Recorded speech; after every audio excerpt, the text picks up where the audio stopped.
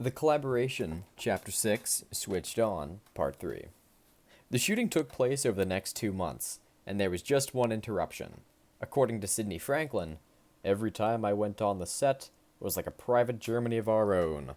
I loathed the very sight of the swastika and all it stood for, and as production proceeded, I became increasingly disturbed. We were about halfway through when I went down on the set. Stormtroopers were singing the Horst Wessel song, and some of them jumped a Jewish character and beat him into insensibility. It made me ill. The scene on the stage was like seeing the real thing I'd been reading about in the newspapers. Franklin approached the senior management of MGM and asked to be relieved of his duties. And in mid-March, he was replaced by the British producer Victor Savy, who was of Jewish descent. The production continued under Savy, and the father-son scene was shot. The scene lasted just a few minutes, and by all accounts, it was deeply moving. The director Frank Borzage managed to get fine performances out of his actors, including Frank Morgan, who played the part of the professor. Morgan had also played the wizard in The Wizard of Oz just the previous year. Then, in late March, or early April, a surprising announcement was made to the cast. One of the actors, Gene Reynolds, who played the part of Rudy, remembered it this way. There was a scene in which Rudy comes home and says to his father, "I've been mistreated at school. They're threatening me because I'm a Jew and I don't understand." And his father in this scene explains to him what it is to be a Jew, about the heritage and so forth. The producer, I recall, coming down to the set, and he says, "We cut that scene, and you'll notice that in the whole film, nobody ever says Jew. It's non-Aryan. But nobody ever says, I am a Jew, he's Jewish, and so forth." And he said that with a certain amount of pride. Gene Reynolds, who had one Jewish parent himself, remembered more. The scene ran several pages, and it was carefully written and intelligently written, the boy said. "They say at school that I'm a Jew, and I don't understand because we haven't been emphasized being Jewish in the house. What is it to be a Jew?" And Frank Morgan, who was a beautiful actor, and who later in the film went to a concentration camp, explained to me the long history of Jews, the great value of the religion, and the great accomplishment of Jews. When asked whether Victor Savy was personally responsible for cutting the scene, Reynolds said, I do recall him smiling and pointing out how kind of clever he was. He sounded very much in charge of operations. But I don't think for a moment that this was done without counsel of Albie Mayer and Mannix, and whatever heavyweight producers there were, and I'm sure were consulted. I'm sure they were all very into this. Certainly Savy could not have done it on his own. He'd have to have it approved. So we went to Louis B. Mayer, that was LB from earlier, but I don't know who advised him, or whether it was just him alone. In the days that followed, all references to Jews were removed from the film. The father-son scene was completely eliminated, and many other lines of dialogue were changed as well. Some lines were simply deleted. Other lines were reworked so that they lost their impact, such as the following. "Is it your opinion that there is no difference between the blood of an Aryan and the blood of a non-Aryan?" When The Mortal Storm was released in June 14, 1940, it was without any doubt the first truly significant anti-Nazi film. It starred Jimmy Stewart, and Margaret Sullivan. It was actually set in Germany, and it attacked the Nazis for their persecution of a minority group. But in refusing to identify who that group was, the film ultimately made very little impact. That's probably a racial question. According to a survey of 300 people conducted 2 weeks before the film's release, outstanding impressions left by the picture were acting, 62%, change due to Hitler, 65%, propaganda, 46%, scenic beauty, 45%, Jewish persecution impressed only 7%. MGM conducted one final survey before releasing the new version of the film. A screening was organized for Edgar Magnan, the rabbi and close friend of Louis B. Mayer, and after the screening, Magnan was asked what he thought. "I think you've done a wonderful story," he replied. "There was a doubt in my mind whether that passage, the father-son scene, should be in or out. When I spoke to Ida, that's the sister of Louis B. Mayer, she said they had the feeling there was no use overdoing it. Whereas others I spoke to wanted to present the Jewish side. I tried to take this into consideration as I looked at the picture, and I think it is the right just as it is, without it." Magnan then edged closer to his real thoughts. One thing in favor of our side now is that people may be sympathetic, but not much, when they fear, he said, and now they are afraid. They hate the thing they fear. That is the answer. They can still hate Jews and still fear Germany. These comments, which were sent directly to Louis B. Mayer, captured the essence of the problem in Hollywood, namely that the studio heads had no desire to defend their Jewish heritage. They preferred, in Rabbi Magnan's word, to let the people hate Jews. This was extremely ironic in light of the dialogue that they had cut from the film. In the father-son scene, Professor Roth had declared pride in being a Jew. He had said that he was neither ashamed nor afraid of his heritage.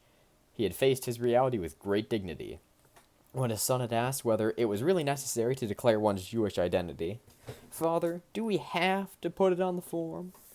He had said yes, and cutting these lines, MGM was saying no. Behind MGM's decision lay a powerful timidity, a sense that even in the United States, it was better to hide one's Jewish heritage. Several reasons have generally been given for this timidity. The studio heads, who mostly originated from Eastern Europe, wanted to see themselves as Americans rather than Jews. They feared the likely reaction of anti-Semitic groups who were targeting their control of motion pictures, and they were constantly nervous about rocking the boat. But the most important reason lay in MGM's own past. Back in 1933, in an effort to hold on to the German market, Louis B. Mayer had not agreed to make The Mad Dog of Europe, a film that was remarkably similar to this one. From that moment onward, the various studio heads, in compliance with the wishes of George Gisling, made sure neither to attack the Nazis nor to defend the Jews in their films. And as a result of this new policy, the studio heads naturally became a lot warier of projecting their own Jewish identity onto the world. In the past, they had made hundreds of movies about Jews. Now they acted as if Jews did not exist at all. Their timidity, in other words, was not inherent. It was derived from the years of collaboration with Nazi Germany. In this context, it was perfectly logical that when they released a picture about the horrors of Nazism, The Mortal Storm, they would consciously erase all references to Jews at the end. The problem with all this was that the heads of MGM were setting a dangerous precedent. They were proposing the idea that Hollywood should attack the Nazis without engaging in any special pleading on behalf of the Jews. They were abandoning the first half of their agreement with Nazi Germany while leaving the second half intact. In the months that followed, both MGM and 20th Century Fox began to work on new anti-Nazi pictures. MGM filmed a story about the imprisonment of a non-Jewish character in a German concentration camp. Escape, that was the name of the movie. And 20th Century Fox carefully eliminated most Jewish references from a story about an American woman whose husband became an ardent Nazi. I Married a Nazi, later renamed The Man I Married. According to the studio records, Mr. Zanuck was in complete agreement with the suggestion that we keep the Jewish element in the background as much as possible, except at the end when the husband learns he himself is of Jewish blood. Even Charlie Chaplin toned down his picture, which was now nearing completion. Back on November 10th, 1938, when the first reports of Kristallnacht were hitting American newspapers, Kristallnacht being the big event where Jewish businesses and homes were destroyed by Germans, Chaplin had rushed the first version of his story to the U.S. Copyright Office. The story had gone as follows. Hinkle, the director of Potamia, had devised a scientific test to separate Jews from Aryans.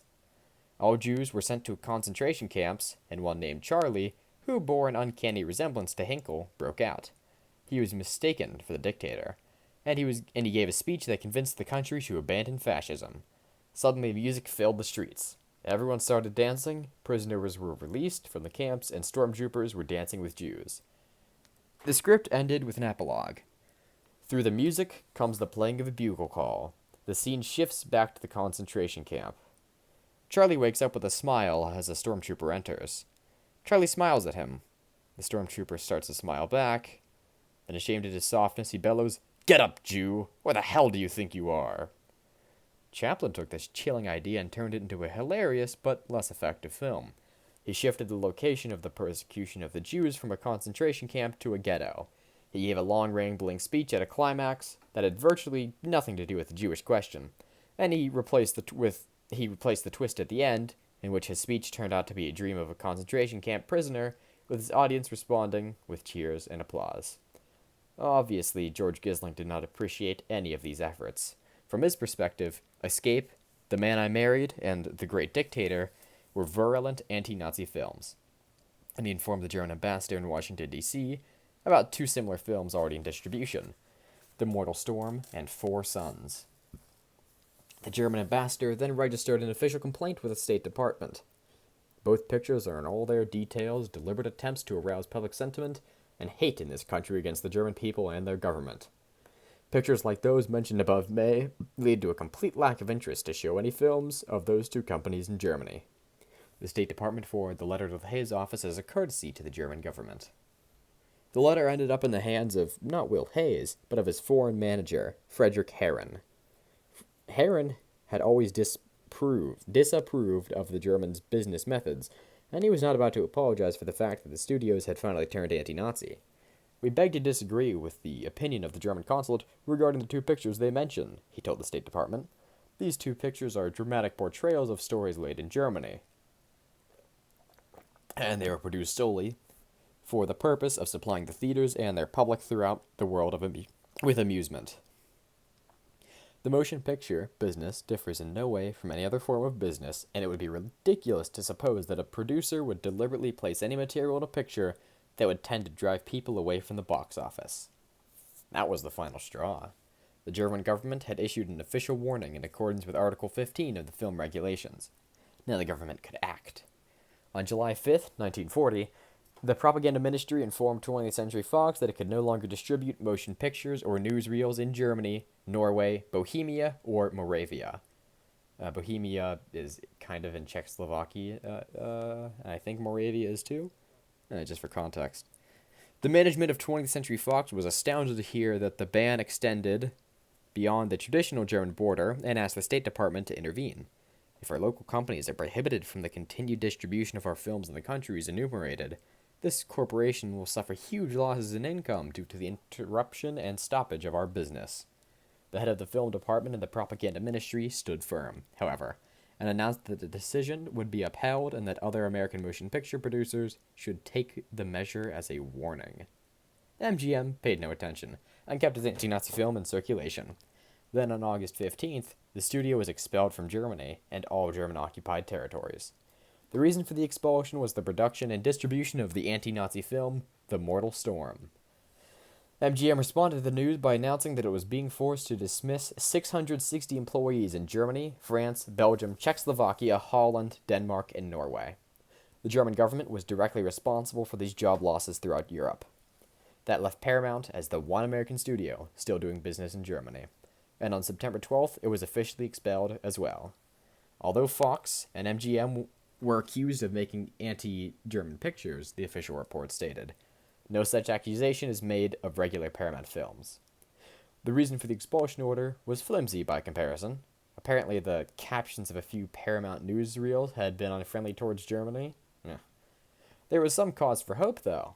When the war ends, the Paramount manager was told, American film producers will be allowed to engage in business on a restricted scale, providing they guarantee correspondent showings of German films in the United States. The enforcement of Article 15 had turned out to be much more than damaging than the studio had imagined. Instead of losing the relatively small German market, they had lost all German-occupied territory, which by this point covered a lot of ground. The studios were forced to take solace in the offhand comment about future dealings. Later, one trade paper reported, a more cooperative attitude may be adopted by the Nazis, especially if German product fails to satisfy. The implications of this sentence, however, was that Hitler would win the war. Before the present, however, the German market had been lost. The Nazis had finally enforced a section of the film regulations that they had reserved as a threat for almost 8 years. When the enforcement was complete, the Foreign Office informed all German consulates and embassies of the reason behind the government's decision. Because the American film companies MGM, 20th Century Fox, and Paramount have continued to distribute hate films of the worst sort, The Mortal Storm, Four Sons, etc., all around the world, Despite repeated requests from the propaganda ministry to their representatives in Berlin to cease production of anti-German hate films or to withdraw from circulation those already made, it has been ordered that from now on, none of their films may be screened in the Greater German Reich. As a result of this development, the Hollywood studios were free to make as many anti-Nazi films as they liked. They no longer needed to pay attention to the German authorities.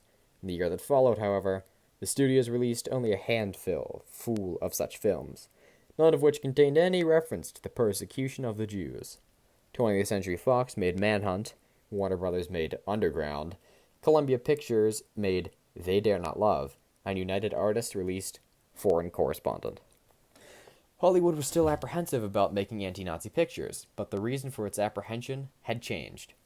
While most Americans at this point supported President Roosevelt's provision of aid to Britain and other Allied nations, a significant isolation movement had emerged in the United States.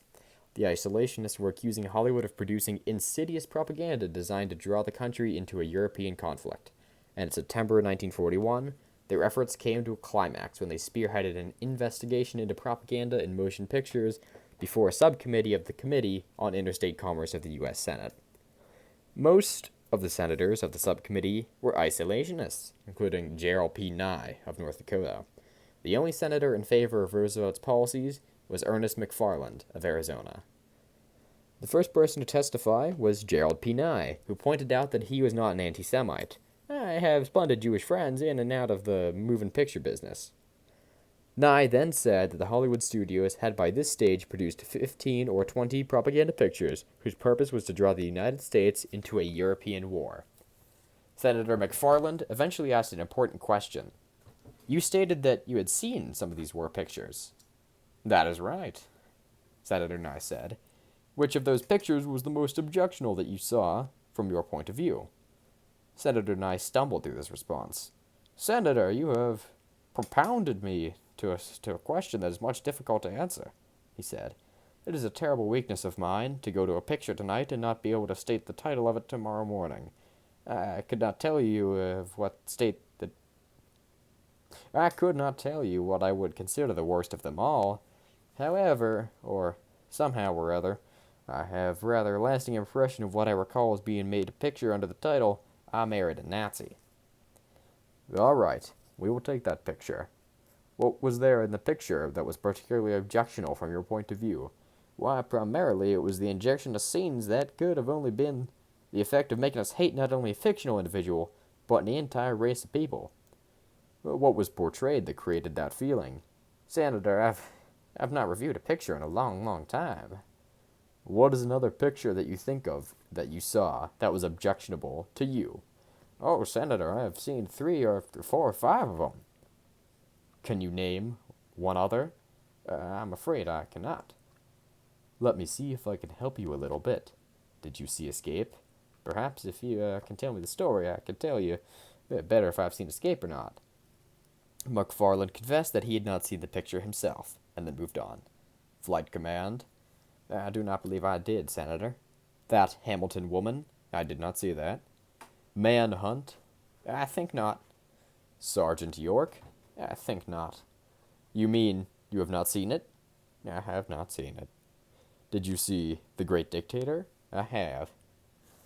"What in that picture was particularly objectionable to you?"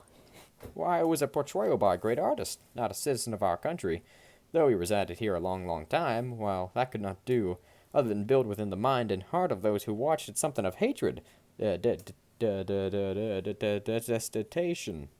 detestation, Jesus Christ, of conditions and of leadership that existed abroad." There was a brief interjection in which the defense pointed out that The Great Dictator had been made outside the studio system. Senator McFarland then mentioned one last title, The Confessions of a Nazi Spy. "Did you see that picture?" "I do not know whether I have been talking about The Confessions of a Nazi Spy or I Married a Nazi. For the life of me, I could not tell you which was which." The hearings continued for days, during which time a variety of other witnesses spoke unconvincingly about Hollywood's warmongering tendencies. Then the executives of the major studios were given a chance to respond. Nicholas Schenck appeared for MGM, Harry Warner for Warner Brothers, and Darryl Zanuck for 20th Century Fox. The executives all spoke with great passion, but Zanuck's speech was the most rousing of all. He denied that Hollywood had ever produced anything resembling propaganda. Then he declared his pride in the motion picture industry.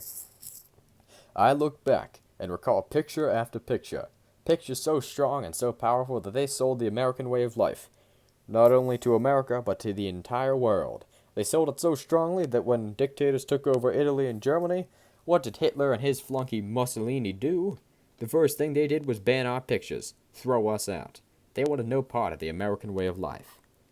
At the end of Zanuck's speech, there was great applause, and one of the isolationist senators even found himself admitting that the speech was very convincing. No one pointed out that Zanuck's own studio had been doing business in Germany just the previous year. The Hollywood executives had one last trick up their sleeve.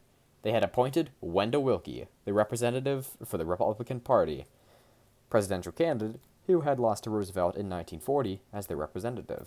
And Willkie made sure to attack one of the isolationists' most persistent claims, namely that the studios were motivated only by profit. Willkie began by summarizing the isolationist position. Senator Nye adds that the men who hold the trusteeship of the motion picture industry oppose Nazism and support the British for mercenary reasons.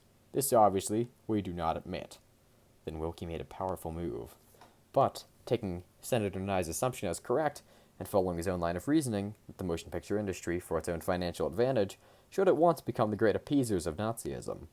As is well known, the advocates of doing business with Hitler and of a negotiated peace maintain that if the policies they advocate were adopted, peace would reign in the world, and Nazi Germany and the United States could continue extensive trade relations. Under such assumed conditions, the motion picture industry would not alone retain its business in Great Britain, but could regain the very large volumes of business which it had lost in Germany and in Central Europe, even before the outbreak of the war as well as since then. The motion picture industry would be against appeasing Hitler, even if it's such a result, for it would follow. Willkie's claim in front of this committee of the U.S. Senate was remarkable. He was not merely agreeing with Zanuck's rewriting of history, he was also giving the designation to the Hollywood studios and the hypothetical, and presumably absurd, situation that they did do business with Hitler. In this situation, he said, the studios would become the great appeasers of Nazism. On September 26, 1941, after 2.5 weeks of hearings, the investigation into the motion picture industry had come to an end. The Hollywood studios had managed not only to clear their reputation, but also to erase the record of dealings with Nazi Germany. The isolationists, on the other hand, had made fools of themselves. But they could never have achieved anything anyways. On December 7th, the Japanese bombed Pearl Harbor, and the United States entered the greatest armed conflict the world had ever known. In the period that followed, from 1942 to 1945, Hollywood went to war. The various studios together produced a staggering number of films to support the nation in the struggle against fascism. According to one study, more than 800 to 1,500 feature films that reached theaters in this period were conceived in some way of the Second World War. Of these films, 242 referred explicitly to the Nazis and 190 to Hitler. The sudden transformation of the motion picture industry was due in part to the efforts of the U.S. government. On June 13, 1942, Franklin D. Roosevelt created the Office of War Information, OWI, a propaganda agency with a separate motion picture division, and within a short time, the OWI began examining the scripts of Hollywood films. For every title, the OWI asked the relevant studio a series of questions, beginning with the most important: how will this picture help win the war? The OWI, like the propaganda ministry in Germany, adopted a flexible approach toward the concept of propaganda. In Joseph Goebbels' opinion, even entertainment can be politically of special value, because the moment a person is conscious of propaganda, propaganda becomes ineffective. However, as soon as propaganda as a tendency, as a characteristic, as an attitude, remains in the background and becomes apparent through human beings, then propaganda becomes effective in every aspect. The head of the OWL, Elmer Davis, agreed. The easiest way to inject a propaganda idea into most people's minds is to let it go in through the medium of entertainment pictures when they do not realize that they are being propagandized. The similarities between the two agencies ended here, however, For whereas the Germans made only a few propaganda films that were popular on a massive scale, the Americans made many. This was the period in which Hollywood released some of its most celebrated productions, including Casablanca, 1942, in which the ideological message was powerfully embedded in the drama between the two main characters. The OWI was impressed with the way these characters, played by Ingrid Bergman and Humphrey Bogart, subordinated their feelings for each other to the central task of defeating fascism. In the OWI's words, the heroine and the man she loves sacrifice their personal happiness in order that they may each carry on the fight in the most effective manner. They realize that they cannot steal happiness with the rest of the world enslaved. Even more successful than Casablanca was the top-grossing film in 1942, Mrs. Miniver. The OWI classified this account of the great struggles of a British family in the early days of the Second World War as a very thoughtful, a very moving, and a very handsomely mounted picture. The British Prime Minister, Winston Churchill, went even further, announcing that the effect of the film on public sentiment in the USA was worth a whole regiment during the war. The most enthusiastic viewer of all was Joseph Goebbels, who managed to attain a copy of the film 1 year after its release. This evening I'm going to have the much-discussed American-English film Miss Miniver screened. It shows the destiny of a family during the current war, and its refined, powerful propagandistic tendency has up to now only been dreamed of. Here you can see the achievement of everything that I've been demanding from German filmmakers for months, indeed for years now. The Americans have a masterful way of turning marginal details into artistic flourishes. The life of an English family is described, and you are forced to find them likable. There is not a single angry word spoken against Germany. Nevertheless, the anti-German tendency is perfectly accomplished. I will show this film to the German producers to explain how it must be done. The above tendencies demonstrate that from 1942 onward, Hollywood studios mounted an effective, coordinated attack on Nazi Germany. All the studios except Paramount, wink, submitted their scripts to the OWI, and they generally complied with the OWI's suggestion and recommendations. But how did the studios depict the persecution of Jews? That was a different question. The OWI's position, at least, was straightforward. The organization praised a minor aspect of the film called The Pied Piper in 1942. An interesting insight is provided by the character of the Gestapo official, whose little niece is half Jewish. He's beginning to question the morality of a system that persecutes innocent children. The organization also praised Margin for Error, a film about a Jewish policeman providing protection for the German consul in New York. Although this Jew dislikes the assignment to protect a man who represents Jewish persecution, he agrees with the Irish police captain that it might be a good idea to show the Nazi the meaning of our way of life. End of part 3.